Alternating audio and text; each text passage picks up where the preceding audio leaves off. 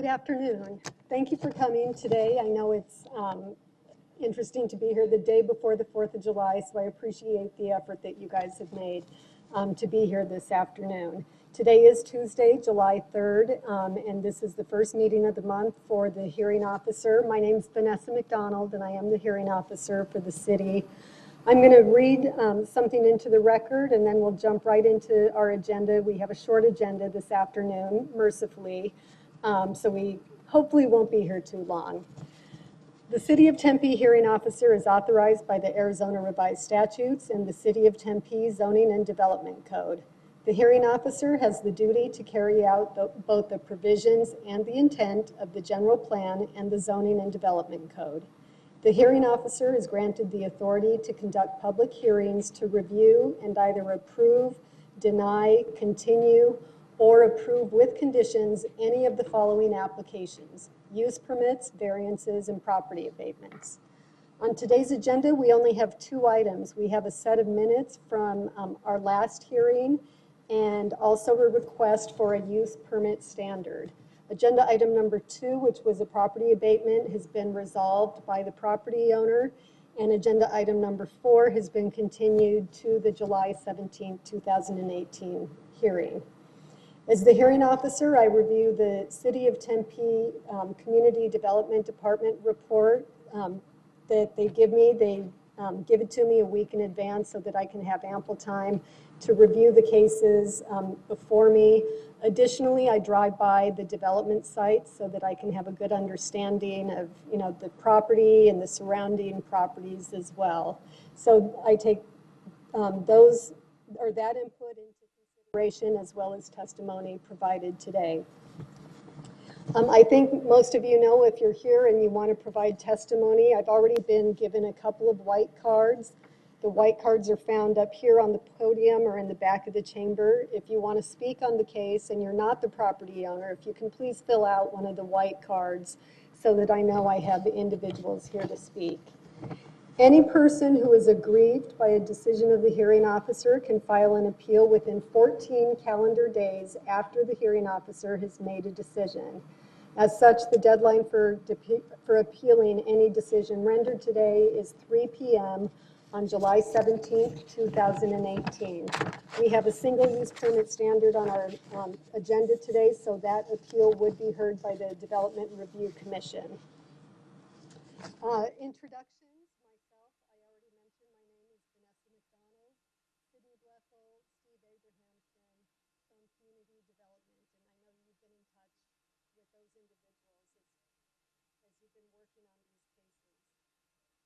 Is my mic off? Yes. Grab the mic.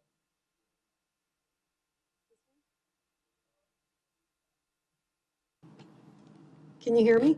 Okay. Thank you. So the first item on our agenda this afternoon is a set of minutes from the hearing held on June 19th, 2018. I had a chance to review those minutes in the package that was given to me, and I believe that they accurately reflect what took place at that hearing. So I'm going to go ahead and approve the minutes for June 19, 2018. Which brings us to our only item on the agenda, agenda item number 3. This is a request for a use permit standard to increase the maximum building height for a detached accessory building for the Bowling residence located at 145 East Secretariat Drive. And the applicant is Kevin Bowling. Ms. Blethel. Good afternoon, Hearing Officer McDonald. My name is Sydney Bethel, Planning Technician with the Community Development Department, Planning Division. The Bowling residence is located in Lot 42 of the Raintree Unit 1 subdivision located south of East Elliott Road and west of South Rural Road in the R110 single-family residential zoning district. The applicant is requesting a use permit standard to increase the maximum allowable building height of a detached accessory building from 15 feet to 23 feet 10 inches to build a garage in the southwest corner of the property to store recreational vehicles. The total building area of the proposed garage is 1,000 square feet, with a concrete pad located in the front of the building and 2 new concrete strips to create a drive that will lead to the backyard.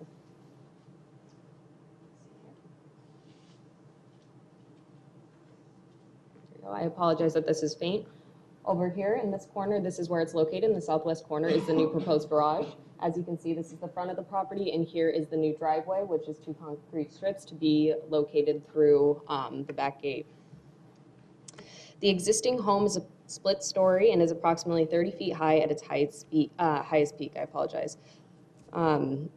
The main recreational vehicle that the applicant is planning to store in the garage is approximately 13 feet tall. The applicant has indicated that the building height is desirable to accommodate basic maintenance for the vehicle and a possible overhead style crane to be installed later in the future. The proposed building is not taller than the existing house at its highest point. The design is intended to aesthetically match the two-door motif of the main structure. The pitched roof, which was added to make the building match the existing home style, approximately adds 5 feet to the building height. Currently, there are no similar existing buildings within the subdivision. Although there are detached garages located within the neighborhood, none are as tall as the proposed building. This impacts the building's ability to comply with the compatibility criteria per section 6-308E of the Zoning and Development Code, which evaluates compatibility of the proposed use or development with existing surrounding structures and uses. Despite this, the proposed building meets the rest of the standards set forth in the Zoning and Development Code. To date, there have been 17 public inquiries. Of the 17 public inquiries, 4 of the citizens were requesting further information about the proposed development, and 13 citizens voiced concern about the development. Of the 13 concerned citizens, 12 stated that they were officially opposed to the proposed project. 9 of the citizens provided formal letters, which were available in the attachments, and the later ones were sent to you individually. Of the concerns voiced, the citizens' most paramount concerns concern the height of the garage, its compatibility to the existing neighborhood, the structure negatively impacting the overall character of the neighborhood, the structure impeding the view of residents to the south of the property, the materials and design of the structure, and the impact that the structure would have on the retention for the lot. Through email, the applicant has indicated that they are willing to possibly lower the building by approximately 2 feet to accommodate some of the neighbors' concerns, but keep the existing style. Based on the information provided by the applicant and the analysis provided in the staff report, staff supports this request and believes that the applicant meets the required criteria and will conform to the conditions provided in the staff report. And I'm here for questions. Thank you. You mentioned retention. Has anyone weighed in on the retention? Yes, I contacted Rutherford, is that his last name? Joshua Rutherford, I apologize, who is in building safety about the issue. I had 2 citizens that came forth that were very concerned about the retention. That is included in the first condition of approval, that they do have to require the 100-year retention through building safety. He specifically looked at the property and he was not concerned with the size of development affecting it greatly besides what would already need to be done for retention for the site for such development. So he cleared it and said that he would keep an eye out for it and look for it further when it came in for building permits, but that the proposed development would cause no major impacts to the retention of the site. Okay, thank you. I don't have any questions right off the top of my head, but just procedurally, here's how it goes. Sydney gave her presentation. I'll call you, the applicant, up, Mr. Bowling, and you can provide any additional information to what she just said about your case and presented your case. Then I'll ask you to sit down, and then I have the neighbors come up and provide their input. I'll also be reading the names and the gist of the letters that I've received because a lot of people couldn't be here this afternoon, so I want to make sure that their comments are read into the record. After I get the neighborhood input, you get to come up one last time for rebuttal, so to speak. You are the applicant, so you are entitled to rebut and answer any of the questions that have been asked. Then I close the public hearing portion of the meeting, and I read through the criteria and I offer my decision today. So that's how it's going to go. So Mr. Bowling, if you'd like to come forward, please, and you just need to state your complete name and city of residence. Is this a microphone? There's a microphone up there, right? Okay. Hi, my name's Kevin Bowling. I'm the property owner. Just a quick introduction. I actually was born in the house in question. I went to all the local district schools, so I've been in the community for my whole life. I work about a quarter mile up the road at Limelight Networks as a senior manager of engineering. So I have a vested interest in the community as both a, a resident and working here. The property in question I bought a handful of months ago. My father had a life-threatening stroke about 2 years ago, and the house has stairs, and it's simply too much for him to handle. So my parents needed to downsize. I bought the house at the fair market value to help them fund that, and I'm now the sole property owner. As stated, the existing house is a two-story design. It's approximately 30 feet, and it's not unique in that the neighborhood has a number of high-profile houses. I took pictures of one in particular that I can enter if it's... Sure. Place it on the piece of glass face up, and there's a camera right above the glass that'll So... face up, yeah. This is the house to the immediate south east, and it's also this is a single-story house with a massive tower. Side setbacks from the neighbors. It's approximately 30 feet. So this isn't a neighborhood of bungalows or anything like some of the older Tempe neighborhoods. The history of the development, I believe, it was originally a semi-custom neighborhood.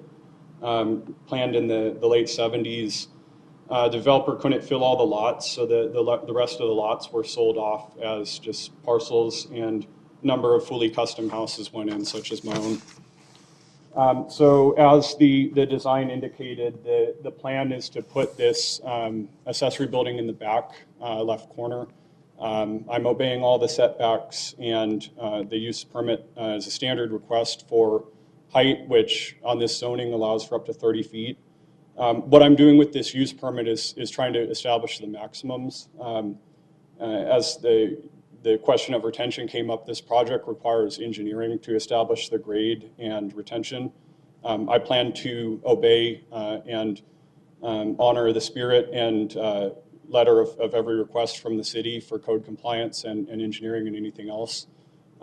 As it stands, I've budgeted approximately $100,000 for the project, which I think is more than adequate to do anything that is required by the city, that's required to make it match the house, and provide screening for the neighbors so the complaints that have been levied so far can be mitigated. When I look at the code, especially for the use permit, the focal point, I think, is primarily on activities that interfere with other people's private property, and I'm not seeing a case for that. The primary complaint in a lot of these really emotional arguments is that it somehow affects the view or the openness. And these people are looking into my backyard. This is my private property. I own it.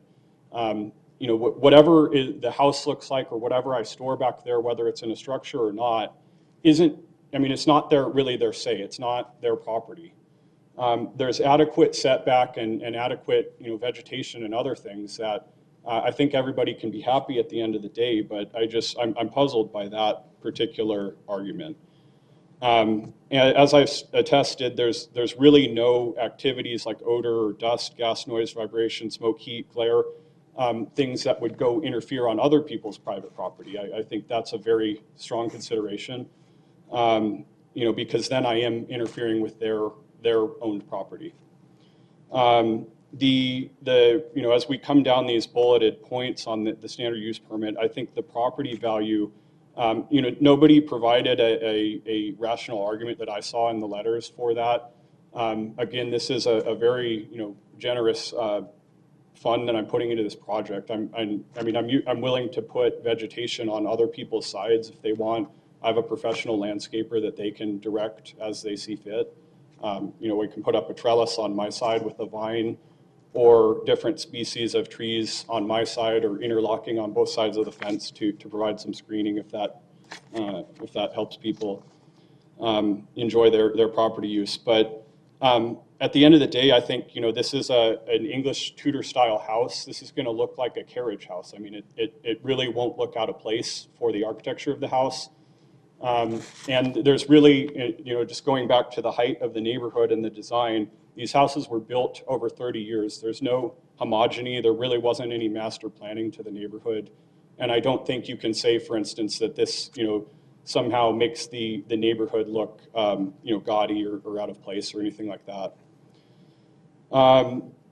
The compatibility with the existing structures, I'm working with professional architect and designer to meet that.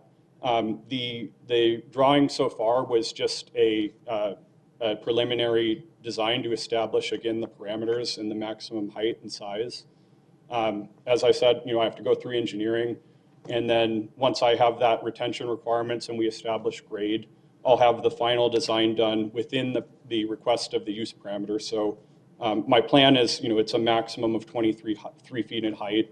I've noted, and I understand the arguments from my neighbors that they would like that limited as much as feasible, and I'll try and honor that.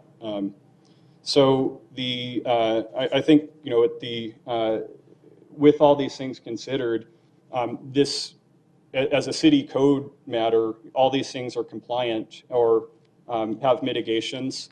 And, this isn't a homeowners association meeting. The fact that people have opinions on my private property are noted, and I understand them, but there are a lot of things that they do that, my neighbor across the street has a boat in the front yard of his most prominent display. In this picture, you can see a Class A motorhome with a pop-out deployed. Is somebody living there? I don't know.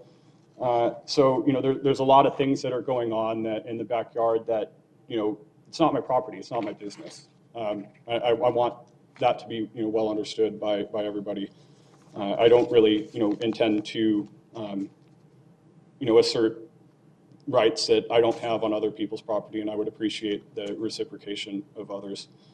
And, finally, it's non-commercial. There's not going to be any nuisances. I'm not, having commercial traffic or customers or anything like that coming over. This is for my own private use. And it gets my hobbies and projects in an enclosed space, that it's going to encapsulate all the noise. There's not going to be any visual of anything I'm doing that, would detract from the neighborhood in any way. I do have a question about the overall size. I mean, I know that you're meeting the setbacks and everything, but a 25-foot wide building by 40-foot building, that's a really, really large building. Most standard two-car garages are 20 feet by 22 feet. So you're allowing, an extra 23 feet onto the traditional depth of a two-car garage. Sure. And I know you're saying you're trying to establish your, kind of maximum building envelope, but is there potential for you to reduce, if not the height, even the depth and the overall size? I need to look at that, and like I said, and like you understood that, we're looking for the maximums here. If I exceed, if the building is an inch over whatever, as far as I understand, that's condemned. So I want to make sure that, everything is compliant from the start and the final construction. This is a pretty illustrative example. So this is the size of an RV, a standard RV, and I think that kind of makes it clear, what kind of why the length is there. The width, the 25 feet in width is again a maximum. It is designed basically for 2 stalls and then, some storage on the sides. So that's kind of where I came up with that. The existing garage is here. It's a 3-car garage, so it starts here, and it's approximately 22 feet wide and comes back to here in a 3rd space. So I don't think the size is particularly unusual in length or width. The width is, a couple feet more than the standard garage. Yeah, it wasn't so much the width I was thinking of. It was just the length, 40-foot expanse. Yeah, the intent there is just to be able to hold these really high-profile vehicles in an enclosed structure, so people don't have to look at it. Okay. The height, I think, is that I very much understand that argument, especially from my rear neighbor. That I think that can be mitigated with the vegetation, and I'm willing to work directly with him as much as possible. The neighbors to the left also have probably the biggest stake right here on this property. This is like a competition tennis court. It's a massive tennis court with like street lights. So I mean, it's got a sport court here to keep balls from coming over the fence. So he was basically ambivalent. He said, it doesn't really affect me. I think most of the rest of these properties, I mean, in the docket, I took some pictures from the backyard. I really don't see how they have vantage of the structure. I mean, these are pretty big lots and the very mature vegetation. You don't really see I can't even see the house kitty corner to me, for instance. The tower house that I showed earlier, it's massive, and I don't find that offensive. I don't think anybody else does. So I don't think the neighborhood has some kind of height, restriction or ordinance. So that's really the crux of my argument is just, this is a standard request. It's well within the 30 feet of a standard request. I'm trying my hardest to, have it done by professionals and make it match the house. I've allocated a sufficient budget to do all these things, and I think I can make it work. And at the end of the day, when it's done, people aren't going to notice this really. Your eye, when you're scanning the horizon, you're just going to see a building that looks just like the house, and you're not going to notice what it is or what's going on there. Okay. Thank you. I don't think I have any other questions of you right now. Like I mentioned previously, I'm going to have the neighbors come up, and then you will be given a chance to come up and respond to issues that they bring up. Excellent. Thank you. Thank you.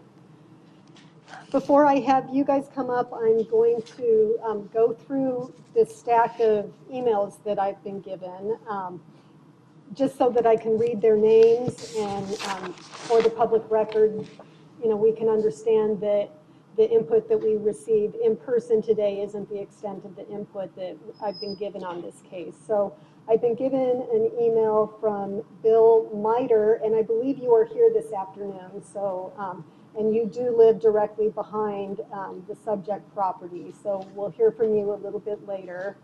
Also, I have an email in opposition from Jim and Jody Garth. They are the residents directly to the west of the subject property. Also an email in opposition from a Walter Davis.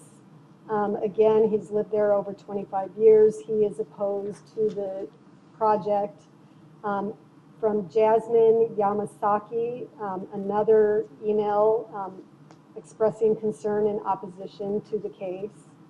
I have an email from Kevin Dugan, also lives on Citation, which I believe is behind the property. I'm not sure, but again, strong opposition to the case. Another email from Beatrice Kastenbaum, also lives on Citation and is opposed to the case. Gail Majors, she doesn't say where she lives, but again, she has an objection to the case. And Judy C. Newton-Belkis, again, she lives directly to the west, so I guess another property owner from the west side. And then Vicki Dobson, Monti, and Kurt Monti, I'm taking a guess there on that last name, also in opposition. And then the final one that I was given was from Claire Lane, also a resident there in the subdivision. So I just wanted those people to know that I had a chance, these were given to me in the packet last week, so I've had a chance to read and review those and take that input into consideration. So the first card I have is from Bill Miter, if you'd like to come up. And again, just state your name and city of residence. My name is Bill Miter, and I am 144 East Citation Lane in Tempe. Thank you. Yes. Thank you for having me today. And so I am here today, not so much in opposition. I am all for Mr. Bowling building a structure in his backyard. The main thing that I have, the main issue I have is the height. The height of the building, and not even the depth or the breadth of it is not even my concern. It is mainly the height of it. Mr. Bowling brought up the resident directly to my west of my house, because I'm directly behind him, and directly to my west is a house that has a very high tower. And I would argue that that house sticks out like a sore thumb in our neighborhood. It is, you drive in and you just see it. It's like, wow, that doesn't fit in this neighborhood. Again, I've never done this before. This is all new to me, but if there were a way to work on the height of that building, I know that it was said that there isn't there's no height restrictions in our neighborhood. I don't know if that's true or not. No, that's not true. There's a 30-foot height restriction. There's a 30-foot height restriction, but for detached garages, is there a height restriction? Sydney, go ahead. Yes, it's 30 feet for detached, so you can go up to 15 Okay. without what he's applying for, but anything Gotcha. above 15, he does need this additional Okay. use permit. Okay. And I think it was stated too that in our neighborhood, there are not many, or if any, other structures like this one. And so I do think that this is unique. It would be a unique feature to our neighborhood that would change at least the character of 5 houses, 5 of us that are immediately sharing walls with him, one or close to him. So again, I'm not opposed to it per se. If there's a way to bring that down to 15 feet, or, you know, I know that it was mentioned 2 feet. I don't know that still 22 feet is a massively high structure for a detached garage in the corner of his lot. It's going to affect a lot. So I just wanted to state that. I know that many of my neighbors would be here today probably to state the similar thing, but it's the 4th of July, obviously. So thank you so very much. Thank Okay. you.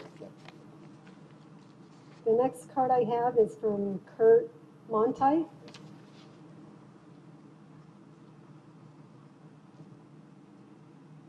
I'm Kurt Monti. I reside at 132 East Secretariat, which is just north of the Bolin residence.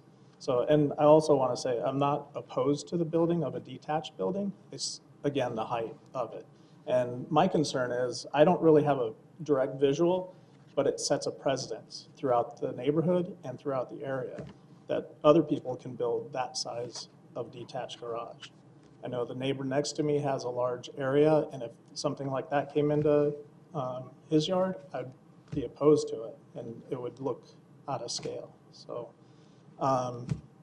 again, yeah, I'm not opposed to the site or to the size of the building, lengthwise or width, but it's just really gets down to the height.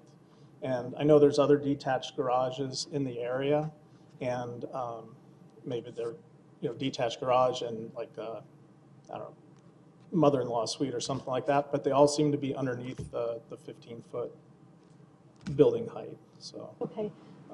I believe, Ms. Blethel, did you say you had found other structures in the neighborhood, but what were the tallest ones? So the tallest I could find was 14 feet, but through the subdivision specifically, so that's where I looked through and I looked through the records of all the additions. I couldn't find something specifically for a detached accessory structure that was above. There were some additional garages that were attached to the main home that were above the 14, but for this specifically, there wasn't anything above 14 feet.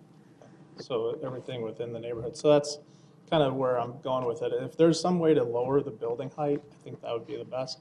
I'm not an engineer, but is there a way to sink it a little bit or something like that to lower the height?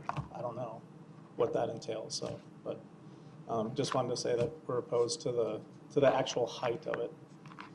Okay, Thank you. thank you. Sir, you're here this afternoon, but you didn't put a card in. Do you want to speak?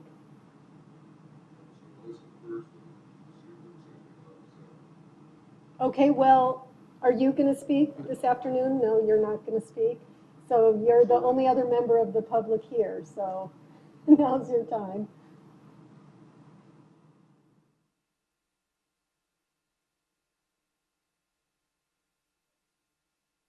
Thank you, I appreciate it. And if you can just state your name and city of residence. Mark Ehlers, Tempe. I live, probably 8 houses on Secretariat, 415 East Secretariat. Okay, There is one other detached garage in the neighborhood that's on Citation. I don't know the height of it. We looked at the house when we looked at buying it. It's probably would fit a small RV. I don't know. It's got some housing on it. It's directly across the street from you and a little over. Yeah. 215 citation. Yeah. You know, there's a Preston already there. It's probably more than the length of his garage. I don't know the height. But and it's not going to affect me. So I was just coming to listen to see what was being built. Okay, So that was all I had to say. thank you, I appreciate it. Ms. Blethel, would you make the distinction between attached and detached once again? Because I think perhaps some of the people are driving through the neighborhood seeing like what looks like an accessory structure, but by virtue of the fact that there is an attachment, it isn't really an accessory. Yeah, so an accessory building has to have 0 attachments to the existing home. So that's the distinction through there. So you technically, through building safety, can build a home fairly close to your existing home. They like to see 5 feet, but sometimes that can differ based off of the development. You can correct me if I'm wrong on that with building safety. But as long as it's not, as long as it is attached at some point, it can be up to the 30-foot standard. So from looking at it, I could have definitely missed some homes in there, and Mr. Bowling did provide me some homes that I did look into that weren't above the height, but if it's attached at all, so that even means if it's some sort of hallway, anything like that, then it can be up to the 30 feet. So that's how sometimes people get around the height restrictions. Attaching a breezeway from one structure to another creates an attachment, which, you know, allows for that increased building height. And also speaking to the tower of the home, I believe next to you, does Tempe have an exception for cupolas and other appurtenances to a structure? Yes, there are some exceptions to the height, such as that, and chimneys that can be above the 30 foot. So it's more of architectural features that can be above the 30 feet. And we do have a list in our code of them. Okay. Thank you. I just wanted to get those issues out of the way. Mr. Bowling, if you'd like to come back up and speak to clearly the main concerns from your neighbor, or just the height. So as people are saying, I mean, it seems like there's general consensus that a 15-foot building is acceptable.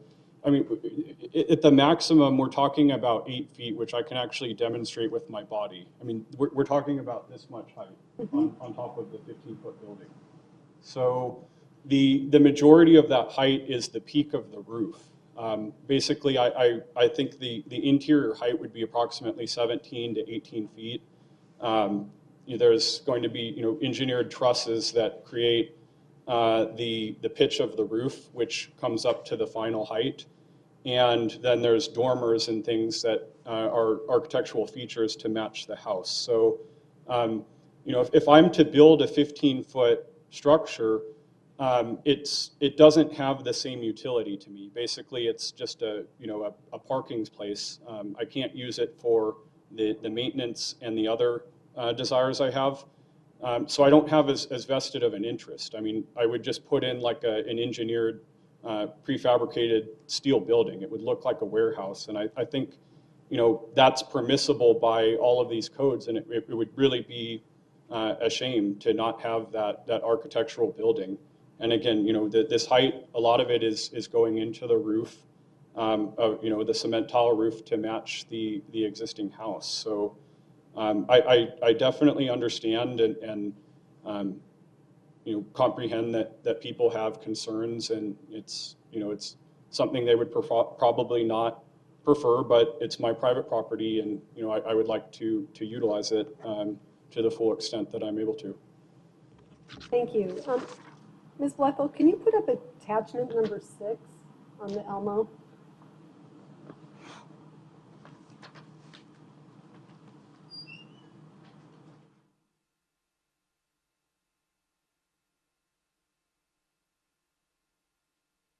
If you can kind of stand up there, because I'm going to talk narratively, and, you know, you can kind of point. So if you look at the east elevation, you know, which is the view looking from the east, you have the finished floor measurement, and then the bottom of that eave on the roof, that dimension is 17 feet 4 inches tall, is how I read the drawing.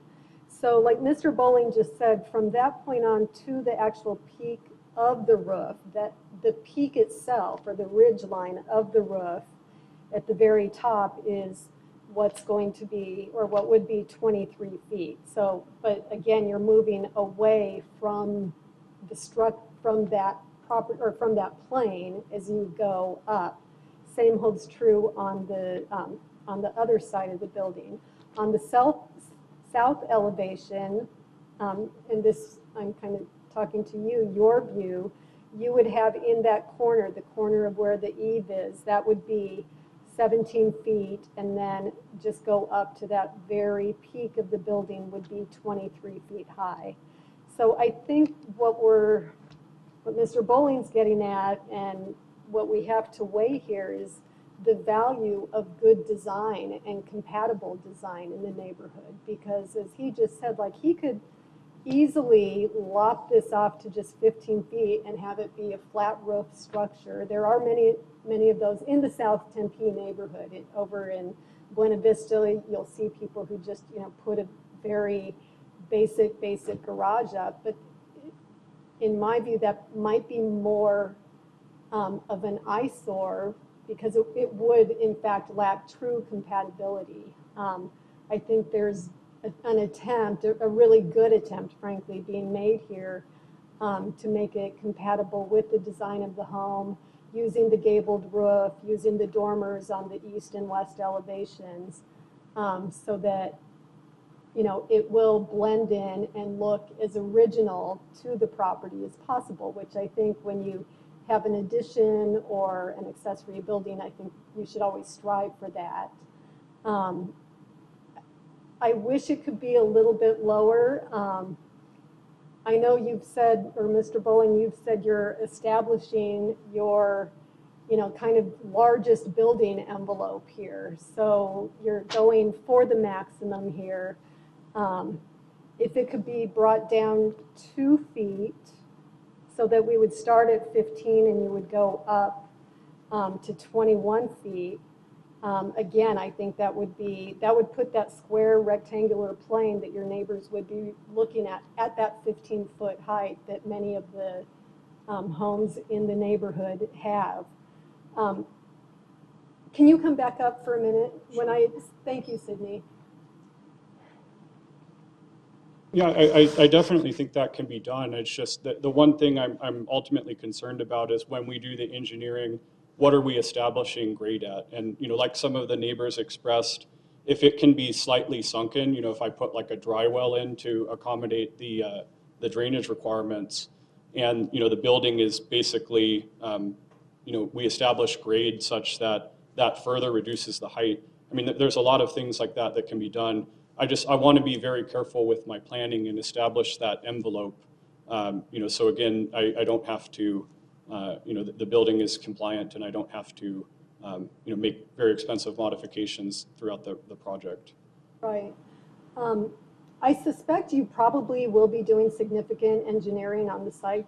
I am not an engineer, but I look at engineered site plans all day long, and it's kind of easy to look at retention and see if we think it's going to be met or not.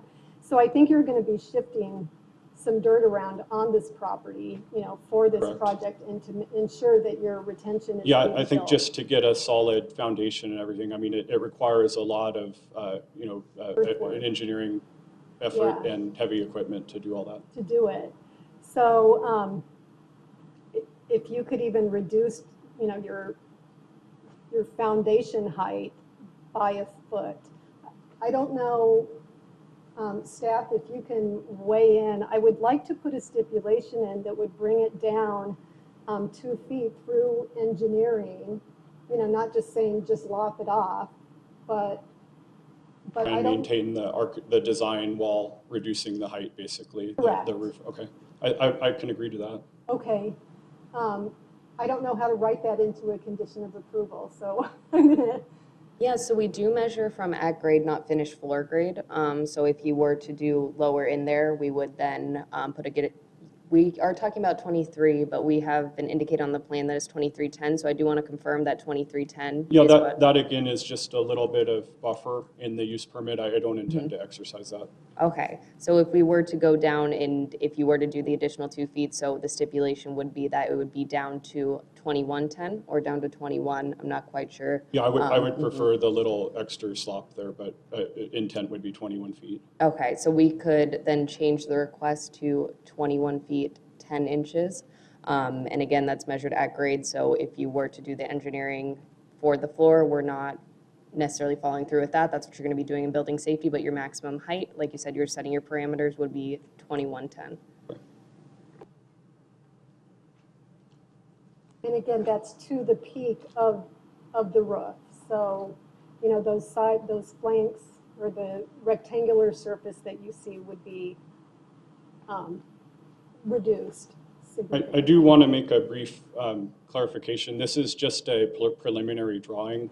I had it done by the architect, but as far as I understand, I mean, the use permit primarily, it's just, this isn't the final design. This doesn't show all the, you know, the matching of trim and everything. I just, this was primarily to get the building envelope established for my neighbors.